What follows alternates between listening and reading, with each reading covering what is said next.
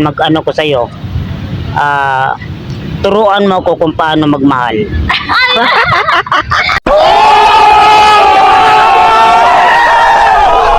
As far as America is concerned, the ICC has no jurisdiction, no legitimacy, and no authority. The ICC claims near universal jurisdiction over the citizens of every country, violating all principles of justice, fairness, and due process. We will never surrender America's sovereignty to an unelected, unaccountable global bureaucracy. Nagbabala ang Chinese Foreign Ministry sa mga hakbang ng International Criminal Court o ICC kasunod ng pag-aresto kay dating Pangulong Rodrigo Duterte. Ayon kay Mao Ning, tagapagsalita ng China Foreign Ministry, dapat gamiting maingat ng ICC ang kanilang otoridad ng alinsunod sa batas at iwasan ang politicization at dobleng pamantayan kaugnay sa pag-aresto nito sa dating Pangulo ng Pilipinas.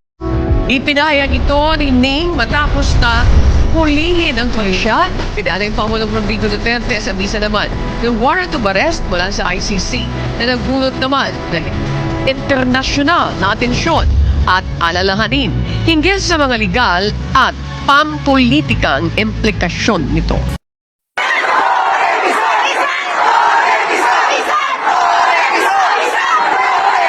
Ay mga sinigawan kayo lang. Uri, pisot. Ayun, yun lang po, no? So, ang tanong ko dito, pisot ba si Tori o hindi? Hindi. Hmm? I think hindi. Bakit nasabi mo? Kasi hindi naman siguro lahat ng tao Pisot. pisot.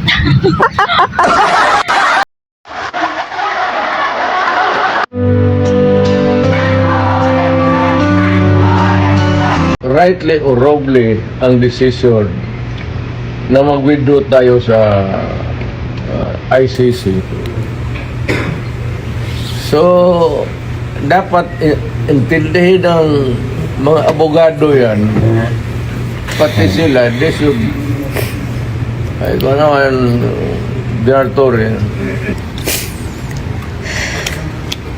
sabihin mo sa inyo, sabihin mo sa nagdadala ng kaso dito, sir, huwagan mo sila, sabihin mo, ano ba to,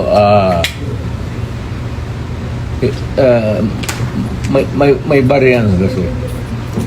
Pero kung sasama ako sa iyo, huwag kang magtingin dyan, sasama ako sa iyo.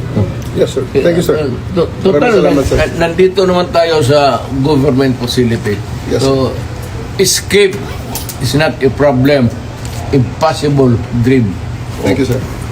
Okay lang mga aparado. Ang akin lang, I might not have the chance anymore to lecture on you na the serious implications nito. Yes, sir. We have withdrawn and then you would allow me to be brought to a body of which we are no longer a member. Isa yan. Kaya sabihin mo din sa prosecutor, sabi ni Mayor, kindly ponder on this seriously. Makakarating, sir. Alam mo man, nabasa mo man siguro, withdraw na tayo. Makakarating, sir. So, bakit mo ako dalhin doon sa international body na hindi tayo membro? Kung balang araw, per chance, kung isa sa inyo magkakaroon ng kaso, at joking ko yung mga politika to, ay, alam mo naman politika ito. Sabi ko siguro, doon hatakin mo yan doon sa maligayahan kayo niyan.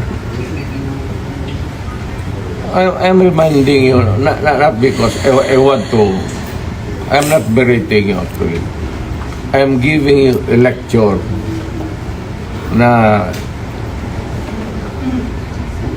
ponder on it seriously because magkakaroon ito ng implication. Una-una, I don't know about, but my family, lalo na si Vice President, if ikaw bukas mag-presidente yan, or on a longer term, kung tatakbo yan, mananalo yan dahil nga sa ginawa ninyo tuloy ano.